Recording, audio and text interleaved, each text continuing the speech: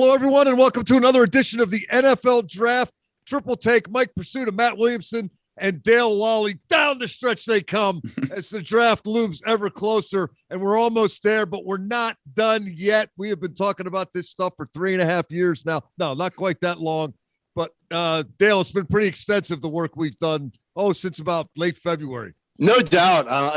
These names that were, we were reaching for names early in the draft process.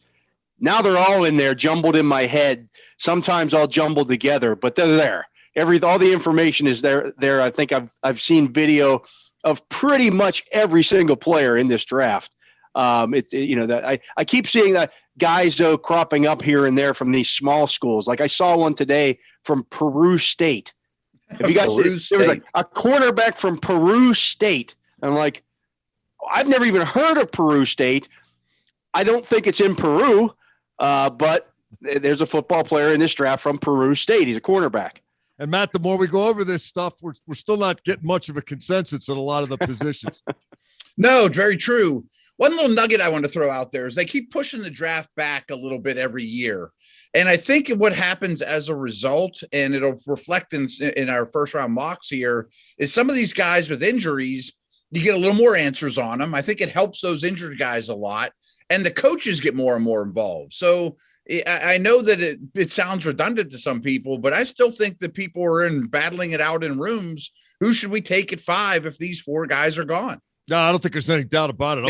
I'm with you on that. What we've done to this point, if you've been following along, thank you for doing that. You're aware by now that we've gone through all the positions. We've taken a second look at all the positions. We've done 3 mock drafts. Today is our 4th and final mock draft. And then next week, we'll have a little bit of a different take on a mock. The 3 of us will get together, and, 2 of us will make 11 picks, and 1 guy will make 12 picks. And we'll go through the first round team by team and kind of let it fall that way. But for now, it's an individual thing right now. So let's get after it. And the way I wanted to do this, guys, we'll just kind of break it up into segments. Let's start with you, Dale. And why don't you talk about your top 10? What intrigues you? What did you wrestle with? And what do you think people really need to know about your top 10? I think the top 10 in this draft is we know pretty much who the guys are going to be. What we don't know is what order they're going to go in, because there's no consensus number 1. I think if we knew who number 1 was, it would slot everybody else in after that. In this final mock draft, I went with Trayvon Walker at number 1. He's a toolsy guy.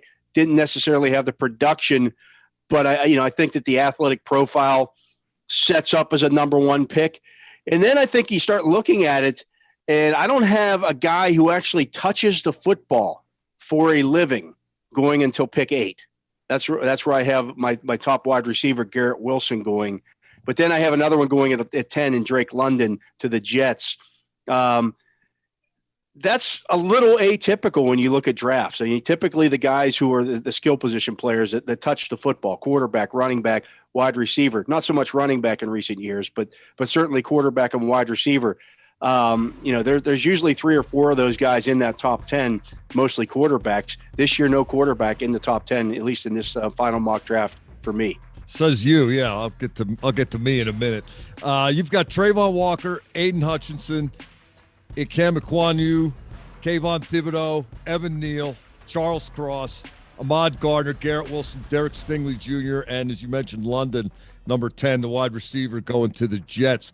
Matt, this is a little bit of a surprise. You and Dale are somewhat similar on this thing. Can't say I saw that coming after listening to you guys parrot each other for 2.5 months.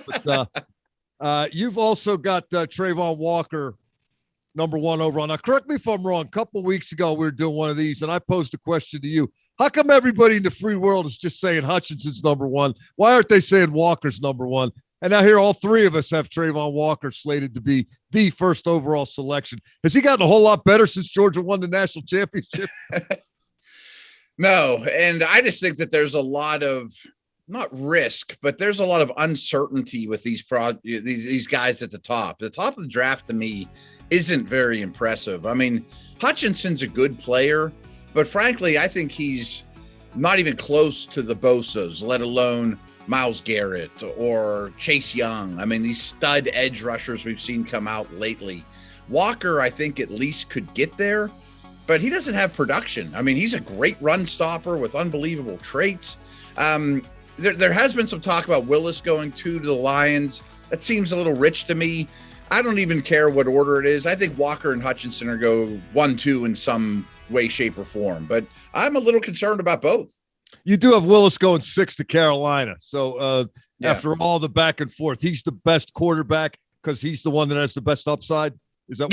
I mean, I just think if he hits, he's going to hit the biggest. And a Carolina note here is they absolutely could go tackle and maybe go the Mayfield Garoppolo route or something like that. But it's noteworthy to me that the Panthers don't have a second or third round pick. So they're going to get one thing, and it's probably either going to be a quarterback or a tackle. And I just thought they'd probably go quarterback. See, that's why I didn't mock them a quarterback, because I think they will make a trade for a quarterback because they know they're only going to get one potential starter to add to the equation. So if you take the quarterback there, you're not really adding to the rest of the team. And so I kind of passed on it there. I think they'll go veteran. Matt, your top 10 officially Walker, Hutchinson, Neal, Gardner, Ikwonu, Willis at 6 to Carolina, Thibodeau, Drake London, Jermaine Johnson. Dale didn't have him in the top 10. You sneak him up there. Pretty intriguing edge guy. But again, there's a lot of edge guys that are like the quarterbacks. Which one do you like personally better than the others? It's not that much hard evidence to separate him. You go Garrett Wilson, number 10 at wide receiver. I also went with Garrett Wilson as the top wide receiver. I got him going 8 to Atlanta. I kind of went back and forth through this whole process, guys. I don't know how you separate Wilson and Olave. I actually like Olave a little better personally, but I went with Wilson just because the vast majority of people seem to think he's better for whatever reason. Yeah. I also think the Jets are really intriguing just with the wide receiver market in general because they were linked to Tyreek Hill. They've been after guys like DK Metcalf. I mean, a Deebo Samuel or McLaurin could potentially be on the move. That I just think that they're going to try to get a receiver, but I think they'd prefer a veteran. And my problem with these receivers, it's kind of like I talked about at the top of the draft. I don't think London or Wilson are really top 10 players, but I think there's going to be a massive run on receivers. I've got Willis going 2nd to Detroit, and I did that the last time we did this. I just think it makes sense for I don't think the Lions are in win now mode. Not that everybody is, not trying to win. When have they ever been? 1957, Dale. But it's a second-year staff that seems to have gained some traction. And the fan base is getting a little intrigued, and you've got the bridge quarterback in place. Plus, you can use this kid in 3rd and 1 or 3rd and goal. You can get a little production out of him. I went with Ahmad Gardner of Cincinnati to Houston at number 3. Now, we all have Gardner as our top cornerback. I saw a quote recently from Lovie Smith.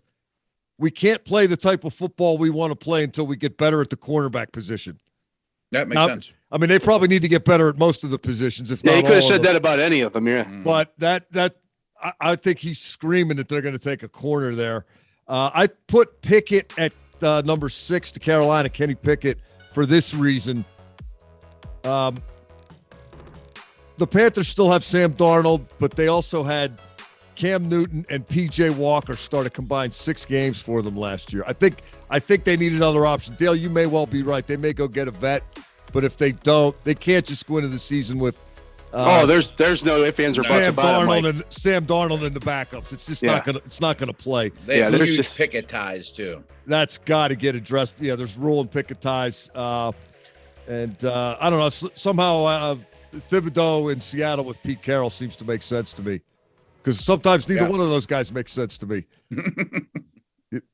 Little out there, both. Maybe I'm having a little hard time understanding both of them at times, but we got that. I'll keep it with myself for picks 11 through 20, and I got Kyle Hamilton going to Washington at 11 just because he's too good to go down much further. I mean, this guy's a great player. Yeah, I did the same thing. Yeah. Stingley Jr., I think, is the best cornerback. Minnesota really needs one. He goes there. Offensive line. Eagles love their Alabama receivers. Olave to the Saints. Jordan Davis to the Chargers makes as much sense as any first-round pick I've speculated upon or mocked throughout this entire process. I got Dax Hill to New Orleans at 19, and that leaves Devin Lloyd for the Steelers at 20. Dale, you've got it a little bit different. You're leading off with Willis for the Commanders, and you wind up with Dax Hill to the Steelers at 20. Yeah, I think, everybody's kind of overlooking Washington as still being perhaps in the quarterback market because they made the trade for Carson Wentz. Didn't we just see last year a team trade for Carson Wentz and then say, oh, wait, he ain't the guy? I think maybe you're just renting Carson Wentz to a degree. And I think if you have an opportunity to get Malik Willis at 11, you go ahead and do it. And really they don't have a glaring needs. I think they could add another wide receiver. Maybe we'll see something there happen with McLaurin, but they could do that at the top of the second round as well, especially after those first couple guys are going. 11 are gone. 11 is too high for that. Then I have Jermaine Johnson to Minnesota. I do think he's one of the top guys in this. Houston lucks out and gets Kyle Hamilton at 13. I just think they would love to have that happen. You get a premium defender like that. And I get Jordan Davis going to the Ravens. Mike, I understand the Chargers' sentiments there with him, but I just don't see him getting past Baltimore. Yes, they re-signed Calais Campbell, but he's 35 years old. They need to get younger up front and continue to build that thing the way that John Harbaugh likes to do it, and that is have these big run-stuffing guys in the middle and then blitz like crazy off the edges. That's just what they like to do. Jameson Williams at 15 to the Eagles. That's a value pick all day long. I think they would love to get that guy and add him to the equation. And then, Dax Hill to the Steelers. I have Pickett going at 19 to the Saints. That leaves the Steelers with Dax Hill. Love the player. Think you can do a lot of different things with him. He can play. He can be your nickel corner. He can be a deep safety. He can come down in the box. Just really makes your defense a lot better. Matt, you've got pretty much the same names and some of them in the same spots as Dale. You've also got Davis to the Ravens, and you've got Trevor Penning going to the Chargers. I had those two reversed. They both have needs in the trenches, profound needs. You've got Lloyd to Philadelphia, as do you, Dale. Matt, tell me why the Eagles are going to draft an inside linebacker. Well, I don't feel strong about it at all because they never, ever do. They never take a linebacker in the first round. They don't value that position. Different regimes, though. I mean, this isn't 20 years ago. That's what I was going to say. And they have a wealth of picks. They have an extra first rounder. They've got a lot of second and thirds as well. They really need a quarterback of the defense. And like Dale, I already had them taking Jameson Williams. So they filled one need right off the bat, and which was a home run pick. And I think Lloyd's a really good player and worthy of the 18th pick. Now it gets a little bit different in the latter third of the first round here. Matt, we'll keep it with you to take us through your complete mock. New England to 21, Nakobe Dean, Georgia. Then Jahan Dotson to Green Bay, George Karlaftis to Arizona, Zion Johnson to the Cowboys, Andrew Booth to Buffalo. This one's looking a lot like mine. Or mine's looking a lot like yours. Kenny Pickett to Tennessee. That's one I want to mention here in a minute. Devontae really Wyatt to Tampa. Berhard Ryman, to Green Bay. Then Kansas City gets Sky Moore and David Ajabo. That's an interesting speculation there. Ajabo to the Chiefs on the second of their two first-round picks. Kyer Elam, cornerback to Cincinnati, and Desmond Ridder, last of the first round, to Detroit. Yeah, there's two I really wanted to highlight there. That Pickett to Tennessee, I've never seen that mocked. This is just me trying to look through the Titans' eyes. And here's my logic behind this. It's just an economic move. You watched the playoff game? Well, that too. Yeah. Yeah. I mean, Ryan Tannehill turns 34 years in July. And if you take Pickett at 26, you make Tannehill the starter this year and you run it back. And then you hand it to Pickett a year from now. Not only do you get like 11 years younger at quarterback, but you save about $32 million in cap space. So for the 26th pick, you might get a very similar quarterback in a second-year Pickett, a lot younger and a lot cheaper. To me, that just makes perfect economic sense. And then the other one I wanted to mention too that I haven't seen elsewhere is, as you mentioned, Ajabo with the Chiefs' second pick. They already got a receiver in Sky Moore in my mock. And much like the Steelers or the Patriots, they don't ever pick in the top 10 to get these stud edge rushers. So if you have to wait a year, you still get Ajabo for 4 years. And my hunch is Kansas City can win some games while they wait for him. This is nothing against Hutchinson, who I think is a really good player. I just don't think he's been the clear-cut, head and shoulders above guy that a lot of people have portrayed him to be. But do you think Ajabo might have bigger upside? I do think he does. I think he's more naturally talented. And I think he's got a lot of Bud Dupree to him, actually, Mike. A guy that is still learning the position, but has all the athletic traits in the world. And 3 years from now, he could be the best guy in the draft. Well, he came from. I think Hutchinson even said Ajabo doesn't even know what he doesn't know yet. Yeah, I mean, he came from Nigeria via Scotland, right? Yeah, I think so. And Daniel Jeremiah, the NFL Network, told a joke during the combine. He said the thing people used to say about Ajabo was when he first got to America, he didn't know a hash mark from a hash brown. Right. Or corned beef hash. Wait till he figures it out. I mean, exactly. He did not make my first round. I'm almost regretting not sliding him in there to somebody just as we kick this around here. And Matt, I think you might have hit on it there with the Chiefs. Dale, let's take a look at yours. Starting with Trent McDuffie to the Patriots. Bill Belichick likes his cornerbacks. Hey, everybody likes a good cornerback. Everybody needs one. Karlaftis, Andrew Booth, Tyler Linderbaum. He snuck into my first round as well. You got him going to Dallas. Elam, cornerback to Florida. Devontae Wyatt, the other Georgia defensive tackle. Zion Johnson, Jahan Dotson, Trevor Jones to Kansas City. A little faith in the UConn kid. Look at this. Dale rolling the dice with Lewis Seen going to the Chiefs. I like this. Aggressive. You like him, so you're going to stick him where you stick him, not where everybody else sticks him. Nakobe Dean and then Desmond Ridder closing it out to Detroit. Yeah, and I know people are going to look at Trevor Jones. You mentioned, he went to UConn. If Trevor Jones had an A on his jersey or the Georgia G on the side of his helmet, we would be talking about him right now as a first-round draft pick. Everybody would. But because he went to UConn and was the only guy on that team that was worth anything, nobody's really talking about him. He has stood out at every possible moment in this draft process. He killed the Senior Bowl. He killed the Combine. The guy's a football player. He had more sacks than either of the Georgia guys this year.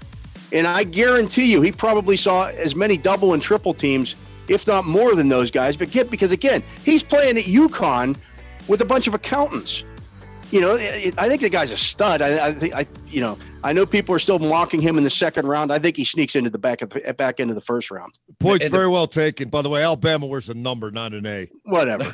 You get the. I said A on the chest. I said G on the helmet. Oh, okay. There's also not a ton of D tackles to pick. That's from. the other thing. If you're going to get one, you better step up to get one. The other, I like Seen as well. Now, Matt, I know Dale's the one making him a first rounder, but I love him though. Is the difference between Hill and Seen that Hill was probably more cornerback capable? Yes. If you just look at the two different styles from the safety position, Seen is at least as good at safety, right? Oh yeah, Seen's a little more in the box to me. He's a true strong, traditional. Yeah. I mean, too high, not single high. People rave about Seen's football intelligence, the way he sees things, gets everybody aligned. Not that Hill's lacking in that department, but Hill, I think, could be an outside corner and is a 5-star recruit that's a 5-star athlete. I mean, he's a A+ athlete. Yeah, I could see Seen him play at 22. I mean, quite frankly, I could see the Steelers liking that guy a lot. If Hill's gone or instead of Hill. Either, I mean, if they just want a true strong safety type, he might be the best true strong safety in the draft. I got to admit, I got a little, I couldn't see the Bulldogs for the trees there a little bit with him. There was too many Georgia guys, and he was just another one. But the second and third look, I was like, wow, is this kid a player? I like the way Dale worked out. I like what you did with Ajabo, Matt. My 21 through 32, I got Johnson going to New England. They're not going to pass. I don't know if he'll fall that far or not, but if he does, that's great value there. Treylon Burks to Green Bay, another guy who the first time I looked at him, I was, okay. And the more I looked at him, wow, is this guy the new age Deebo Samuel? Weapon. Where do you want me? Just get me the ball. Put me wherever you want. I was really fascinated watching Samuel in the playoffs last year. Credit to that staff for figuring out different ways to use him and get him involved. Not necessarily a polished route runner, but hey, jet sweep, bubble screen, get him the ball somehow and get out of the way. Nothing real exciting down toward the end. Fairly by the numbers. I got Zion Johnson going to the Cowboys because he can play anywhere on the offensive line. The one that I struggled with a little bit was Green Bay's second pick. I went with that was a tough one for me too. I went with Raymond. Thought about one of the safeties there. Maybe Seen ends up there. Who knows? I got Dotson to Kansas City as I've had all along, and then I figure the Chiefs will also take Arnold Ibikite, the edge rusher from Penn State. Matt, you were talking about a Jabo there, but you need some rush there. A guy that snuck back into my first round. Liked him initially, then I kind of started overlooking him. Now he's back. Tyler Linderbaum from Iowa goes to the Bengals. And last but not least, you guys might laugh, but talk to me in 5 years. With the 32nd pick, the Detroit Lions take Kenneth Walker III, running back from Michigan State. And here's my logic. 5 picks in the first 97. If they take Willis, you're not going to get huge production this year. But I think Walker can do for Detroit next year what Najee Harris did for the Steelers this year. Not the volume of catches, but no matter the case, no matter the status of your line or your passing game, he's going to get you what's there and then 3 or 4 or 5 more yards. Now, that might be a 2-yard gain. It might be a 7-yard gain, but I think this guy's instant running game. I think he's a special player. And yeah, I went to Michigan State. Sue me. Mike, a late first round running back wouldn't blow me away.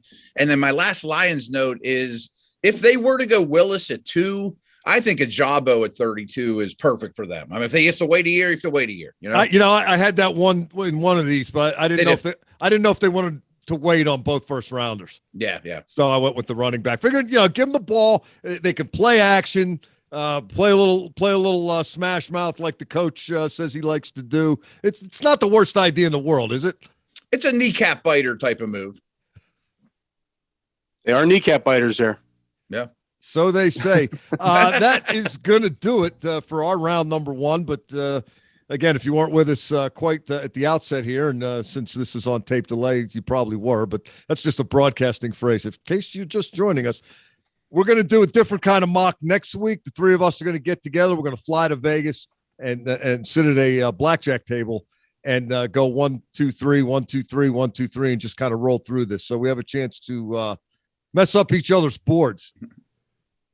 Are we going to do trades on that? We're going to get together like while Matt's talking, Dale, or you and I going to whisper? Maybe. That's not a bad idea. That's not a really bad confuse idea. them.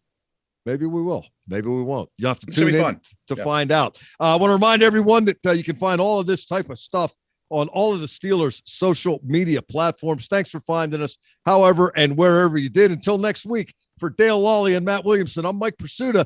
This has been the NFL Draft Triple Take Mock 4 presented by UPMC.